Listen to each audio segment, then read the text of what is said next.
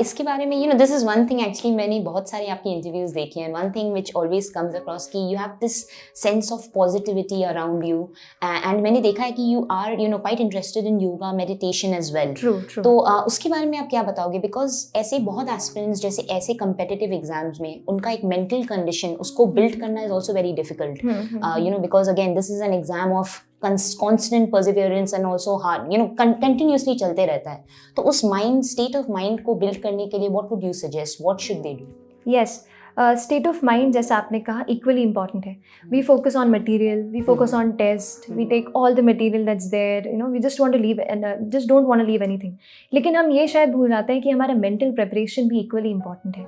तो for a grueling exam like this, हमें mentally भी prepare होना बेहद ज़रूरी है. एग्ज़ाम खुद 1 साल की है, प्रीलिम्स देते हैं, फिर मेंस, फिर पर्सनालिटी टेस्ट, उसके 1-1.5 साल पहले से कर रहे हैं तो और जर्नी लंबी हो जाती है. तो उसमें हमें करने के लिए पॉजिटिविटी बेहद ज़रूरी है.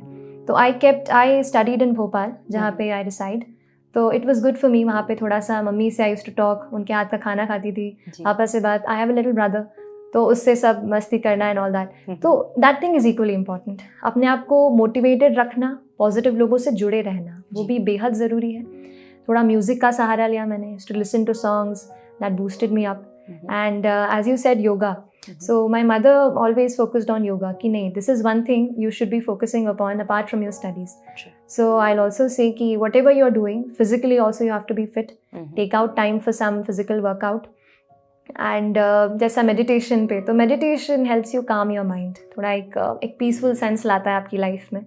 तो ऐसा भी कुछ करिए, मोटिवेट खुद को रखिए और पॉजिटिव लोगों के साथ जुड़े रहिए.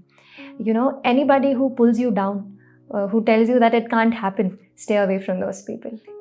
It's just straightforward, stay away, because in these moments when you're trying to achieve something in your life, आप कुछ बनना चाह रहे हैं, कुछ करना चाह रहे हैं, उस वक्त कम से कम उन लोगों से दूर रहें.